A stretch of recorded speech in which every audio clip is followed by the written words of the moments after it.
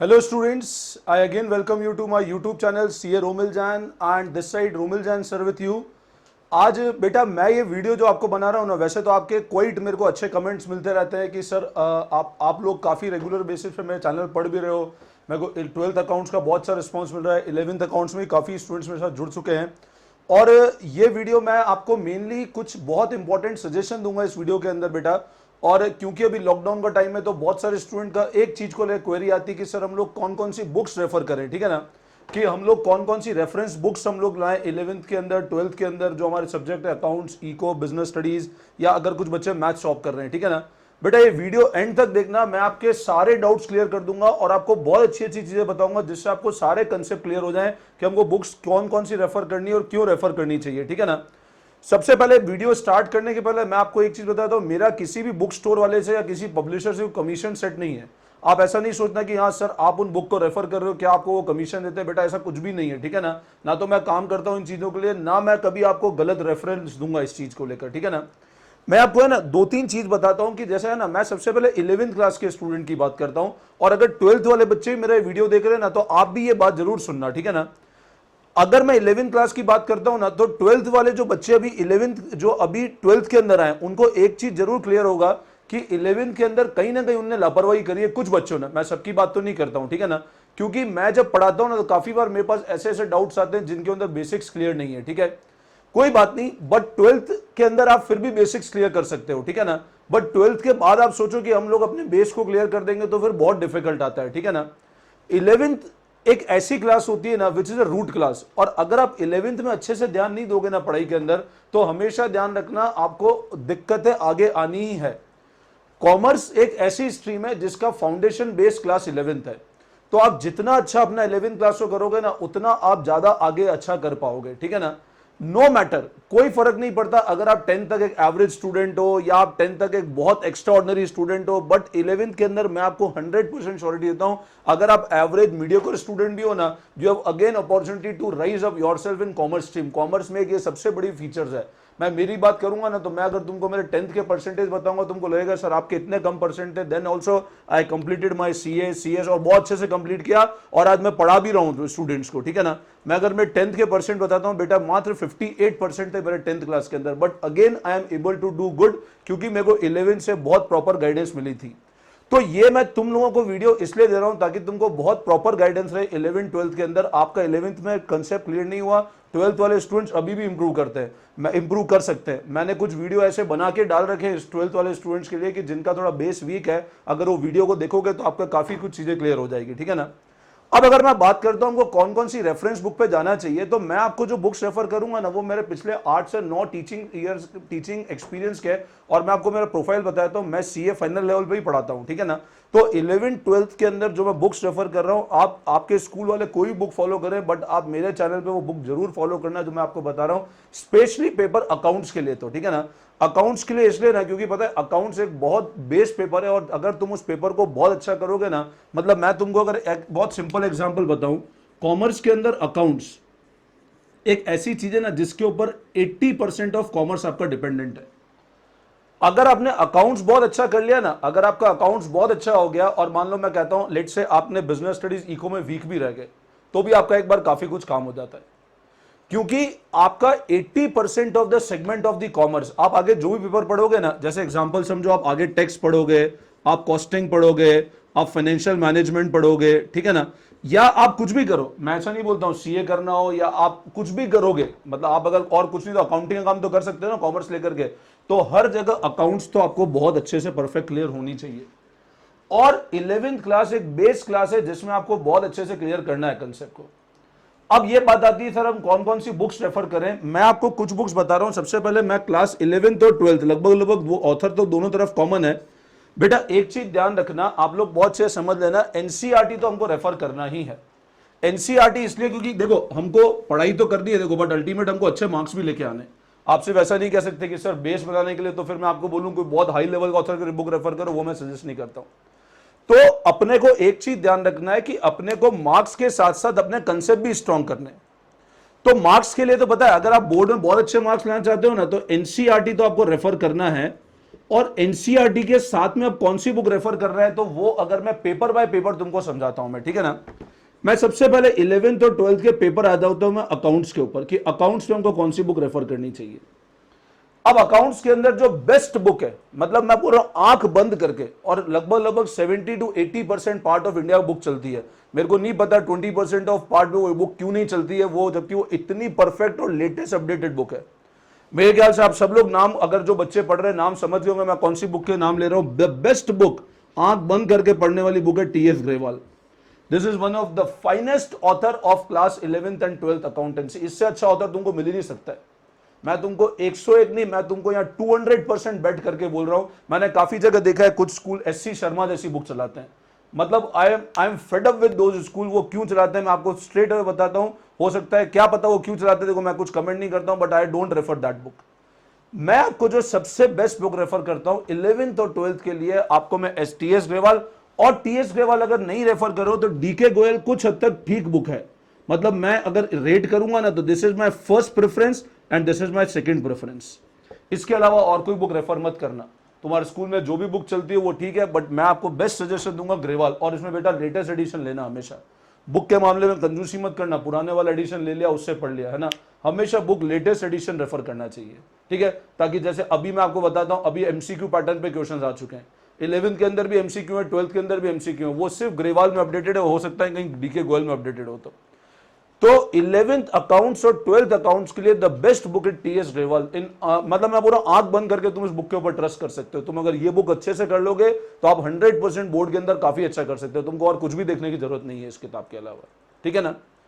अब अगर मैं बात करता हूं, और ये मैं क्यों रेफर कर रहा हूं पता है, क्योंकि इसके अंदर तुमको सारे पिछले पुराने सालों के एग्जाम के पेपर्स, एनसीईआरटी सॉल्व क्वेश्चन, और एक एक टॉपिक क्वाइट सिस्टमेटिक वे में गिवन है। मतलब आपको इस बुक के अलावा कुछ बुक देखने की जरूरत नहीं है। आपके स्कूल वाले अगर इन दो ऑथर के अलावा कोई तीसरा ऑथर फॉलो कर रहे हैं तो मैं आपको सजेस्ट करूंगा वो स्कूल के अंदर पढ़ना ही मत, या फिर उन स्कूल के टीचर से बात करना, सर ये दो बुक के अंदर क्या बुराई है। एनसीईआरटी के अलावा बोल रहा हूं मैं, ठीक है ना। मैं एनसीईआरटी मना नहीं कर रहा हूं, एनसीईआरटी के अलावा ये बुक रेफरेंस में तुम जा सकते हो, ठीक है ना। फर्स्ट प्रायोरिटी ग्रेवाल है, सेकंड प्रायोरिटी डीके गोयल है। Getting my point. अब अगर मैं आता हूं सेकंड सब्जेक्ट पे, दैट इज इकोनॉमिक्स। सेकंड जो सब्जेक्ट है इकोनॉमिक्स, मैं सबसे पहले तो मैं काफी बार ये चीज बता चुका हूं बच्चों को कि इकोनॉमिक्स हमको छोड़ना नहीं है। कुछ बच्चे पता नहीं क्यों इकोनॉमिक्स छोड़ देते हैं कि 12th में अच्छा परसेंट आना है इसलिए इकोनॉमिक्स को हम लोग छोड़ देते हैं। तो सबसे पहला तो मेरा तुमको सजेशन है, don't dare to leave economics. Economics एक ऐसा पेपर है जो आपको लाइफ में हमेशा हेल्प करेगा, इसलिए इकोनॉमिक्स छोड़ना मत, ठीक है ना। वैसे मैं इसके ऊपर वीडियो पहले भी बना चुका हूं, मैं फिर तुमको गाइड कर रहा हूं, इकोनॉमिक्स हमको नहीं छोड़ना है, ठीक है ना। अब इकोनॉमिक्स के अंदर 11th और 12th में सबसे अच्छे ऑथर की बुक्स कौन सी चलती है, तो इकोनॉमिक्स को बेटा अगर मैं बात करता हूं ना तो दो ऑथर के बुक्स मैं आपको बता रहा हूं। उन दोनों में से आप दोनों इक्वल है, ठीक है ना। सर टीएस और डीके गोयल को तो फर्स्ट सेकंड रैंक किया था ना मैंने। इकोनॉमिक्स के लिए बताता हूं, या तो टीआर जैन, वीके ओरी। इकोनॉमिक्स और स्टैटिस्टिक्स दोनों आ गया इसमें, 11th इकोनॉमिक्स भी आ गया और 12th भी आ गया, और मैं एनसीईआरटी के साथ में बात कर रहा हूं। तो 11th और 12th इकोनॉमिक्स में या तो टीआर जैन, वीके ओरी या संदीप गर्ग, ये दोनों बुक अच्छी है। मतलब अब आप बोलो सर कौन सी फर्स्ट कौन सी सेकंड, हो सकता है किसी स्कूल में ये चलती हो किसी स्कूल में ये चलती हो, ठीक है ना। These are the best book till date which I found for economics, ठीक है ना। एक तो आप टीआर जैन, वीके ओरी या Sandeep Garg, you can buy any of the books in addition to NCERT. Quite अच्छे से कंपाइलेशन कवर्ड है, सारे एग्जाम की चीजें कवर्ड है। अगर आप 12th बोर्ड के स्टूडेंट हो तो मैं आपको बेट करता हूं आपको इसके अलावा कुछ नहीं पढ़ना पड़ेगा। इवन 11th के अंदर मैं, क्योंकि सीए फाउंडेशन में मैं स्टैटिस्टिक्स भी मैंने पढ़ा रखा है, तो मैं आपको बता देता हूं टीआर जैन, वीके ओरी का जो स्टैटिस्टिक्स है दैट इज अल्टीमेट। आप अगर वो बुक का स्टैटिस्टिक्स 11th का कर लेते हो ना तो आप ऐसा समझ लो आप हायर लेवल पे भी स्टैटिस्टिक्स अच्छे से फाइट कर पाओगे, ठीक है ना। तो इकोनॉमिक्स के लिए जो मेरा वन साइडेड वोट जाता है वो इन दो बुक्स को जाता है, one is TR Jain, VK Ohri और एक संदीप गर्ग, ठीक है ना। इसमें भी मैं आपको सजेस्ट करूंगा लेटेस्ट एडिशन पे जाओगे तो आपको रेगुलर अपडेट्स मिलते रहेंगे। पुरानी बुक्स थोड़ा ठीक है, एक आध साल पुरानी तो चल जाएगी, बट ज्यादा पुरानी बुक्स को प्रेफर कम करना, ठीक है ना। तो टीआर जैन, वीके ओरी और संदीप गर्ग, ये दो ऑथर की तुम लोग बुक रेफर कर सकते हो इन केस ऑफ इकोनॉमिक्स, ठीक है ना। स्टडीज को लेकर के तो थर्ड सब्जेक्ट जो है आपका कंपल्सरी पेपर है बिजनेस स्टडीज, ठीक है ना। अब 11th और 12th बिजनेस स्टडीज के अंदर बेस्ट रेफरेंस, अब मैं आपको बिजनेस स्टडीज में बताता हूं, आपको बिजनेस स्टडीज एक ऐसा पेपर है जिसको आप अच्छे से समझो तो उसका इंप्लीकेशंस बहुत आगे तक जाता है, ठीक है ना। मतलब बच्चे क्या करते हैं, एग्जाम पास होने के लिए पार्टनरशिप रट लेते हैं, सोल प्रोडक्ट्स रट लेते हैं, कंपनी कैसे बनती है, सिर्फ रट रट के पास होते हैं। बट अगर उस पेपर को डीपली समझो ना तो बहुत डेप्थ है उस पेपर के अंदर, ठीक है ना। और नॉर्मली बिजनेस स्टडीज का जो बोर्ड के अंदर एग्जाम पेपर पैटर्न होता है ना, वो केस स्टडीज बेस्ड पेपर होता है, ठीक है ना। मतलब आपको केस स्टडीज भी सॉल्व करनी होती है, ऐसा नहीं होता डायरेक्ट क्वेश्चन आता है, ठीक है ना। तो बिजनेस स्टडीज के लिए 11th और 12th के लिए सबसे जो बेस्ट बुक है विच यू शुड रेफर, मतलब आंख बंद करके उस बुक के ऊपर ट्रस्ट कर सकते हो। और वहां पे मेरा वोट एक ही बुक को जाता है जिसका नाम है 11th और 12th बिजनेस स्टडीज, मतलब एनसीईआरटी।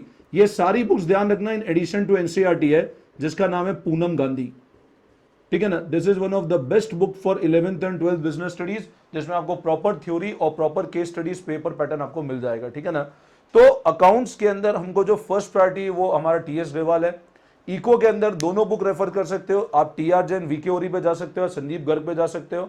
और थर्ड अगर मैं बात करता हूँ इको के अंदर दोनों पे जा सकते हो। और बिजनेस स्टडीज में बात करता हूँ तो एनसीईआरटी प्लस पूनम गांधी, जिसमें आपको केस स्टडीज में मिल जाएगी। अब पता है यहां पर मैं आपको एक दो चीजें बताना चाहता हूं। मेरे पास काफी बार ऐसे बच्चे आते हैं, मैं आपको दो तीन चीज और बताता हूं जो आप बिल्कुल संग से समझना। कुछ बच्चे मेरे पास ऐसे भी आते हैं, बोलते सर हमने ये किताब भी कर ली, ये किताब भी कर ली, ये किताब भी कर ली, और यहां भी ट्यूशन कर ली, वहां भी ट्यूशन कर ली, वहां भी ट्यूशन कर ली, फिर भी नतीजा कुछ नहीं आ रहा है। अब पता है मैं आपको एक चीज बहुत अच्छे से बता देता हूं, बेटा देखो पढ़ाई एक ऐसी चीज है ना, मैं आपको कितना भी अच्छा पढ़ा दूं, सबसे पहले आप एक चीज समझना, मैं कितना भी अच्छा पढ़ा दूं ना, पढ़ाई आप जब आप खुद करोगे ना तब अच्छे से पढ़ाई होगी। अनलेस एंड अनटिल आप खुद अपने लेवल पे एफर्ट नहीं डालोगे ना, पढ़ाई होने नहीं वाली। आप कितना भी अच्छा टीचर ले आओ, मैं बोल रहा हूं भगवान को लाके खड़ा कर दो आपके सामने पढ़ाने के लिए, तो काम नहीं चलेगा। कोई भी टीचर का जो एफर्ट होता है ना, मैं आपको बताता हूं, टीचर का एफर्ट सिर्फ 20 से 30% होता है। मैं आज अगर मान लो मैं क्लास के अंदर 40 बच्चों को पढ़ा रहा हूं, वो 40 बच्चों में कुछ बच्चे तो ऐसे हैं विच आर एक्स्ट्रा ऑर्डिनरी, कुछ ऐसे हैं जो नहीं अच्छा नहीं पढ़ते हैं, तब भी आप समझो एक्स्ट्रा ऑर्डिनरी कोई मैं साथ में पढ़ा रहा हूं, और जो अच्छा नहीं पढ़ते तब भी साथ में पढ़ा रहा हूं। ऐसा तो नहीं कि मैं अलग अलग पढ़ा रहा हूं, एक्स्ट्रा ऑर्डिनरी को अलग पढ़ाया मैंने और जो अच्छा नहीं पढ़ता उसको अलग नहीं पढ़ाया। एक्स्ट्रा ऑर्डिनरी वो बच्चा क्यों बना, क्योंकि वो रेगुलर घर जाके एफर्ट डालता है। और अगर आप घर जाके एफर्ट नहीं डालोगे, आप ये सोचोगे सिर्फ सर ने जो पढ़ा दिया उससे काम हो जाएगा, तो कभी काम नहीं होने वाला। आपको मैं जब बता रहा हूं ना 20-30% टीचर का एफर्ट है, 30% तो बहुत ज्यादा बता रहा हूं, पता है मैं 70 से 80% तो आपका ही एफर्ट वर्क करेगा। मतलब आज हाँ ठीक है, टीचर का एक रोल वहां तक रहेगा कि आपको कंसेप्चुअली बहुत सी चीज समझा सके, बट उस कंसेप्ट को वापस अपने अंदर उतारना, आप जब तक उसको घर पे प्रैक्टिस नहीं करोगे तब तक काम नहीं चलेगा। इसलिए एक चीज तो बहुत अच्छे से ध्यान रखना, आप कभी भी कहीं भी ट्यूशन करो, ठीक है ना, आप यू नीड टू इंश्योर, अब तो क्योंकि ऑनलाइन क्लासेस भी स्टार्ट हो जाएगी और मैं खुद अपने ऑनलाइन क्लासेस स्टार्ट कर ही रहा हूं, तो मैं आपको ये नहीं बोलता मेरे यहां ट्यूशन करो, आपको जहां अच्छा लगे वहां ट्यूशन करना। बट बेटा एक चीज बहुत अच्छे से ध्यान रखना, आप खुद जब तक सेल्फ नहीं पढ़ोगे ना तब तक रिजल्ट कभी नहीं आने वाला है। वरना क्या होगा पता है, 100 में से 10 बच्चे होते हैं, मैं मेरे इंस्टीट्यूट का रिजल्ट में वो 10 बच्चे बता देता हूँ, वो 10 बच्चों का रिजल्ट छाप के मेरा इंस्टीट्यूट आगे बढ़ जाता है, बट जो 90 फेल हुए उसको कभी कोई नहीं बताता है। ये बिल्कुल एक बहुत कड़वा सच है। आज कहीं भी हम लोग 100 बच्चे पढ़ाते हैं ना, तो उसमें से 10 बच्चे बहुत अच्छे आते हैं, हम 10 का रिजल्ट पब्लिश करते हैं, बेचारे 90 जो फेल हुए उनको कोई पूछता भी नहीं है। तो ये इसलिए क्योंकि देखो मेरे को मेरी ग्रोथ करनी है, तो मेरे को एफर्ट डालने पड़ेंगे मेरी ग्रोथ के, मैं वो 10 बताऊंगा तब जाके मेरा बिजनेस आगे चलेगा। बट अगर मैं चाहता हूं, आप ये चाहते हो कि आप वो 90 में कैसे आपको ग्रो करना है, तो आप खुद जाके पढ़ाई करो। और मैं आपको बोलता हूं अपने को, मैं कभी ये नहीं बोलता कि पूरे दिन पढ़ाई करो, बट जब 2 घंटे पढ़ाई करो तो मन लगा के पढ़ाई करो, फिर खेलो भी सही। वो बच्चा जो पूरे दिन पढ़ता है ना, वो कभी सक्सेस नहीं होता, मैं तो कोई मानते नहीं सक्सेस होता है। You should have time for each and every activity, आपको पढ़ना भी है, आपको खेलना भी, यही तो एज है जिसमें हमको मस्ती मजे भी तो करने हैं। अगर इस एज में हमने मस्ती मजाक नहीं किया तो फिर कब करोगे आप लोग, ठीक है ना।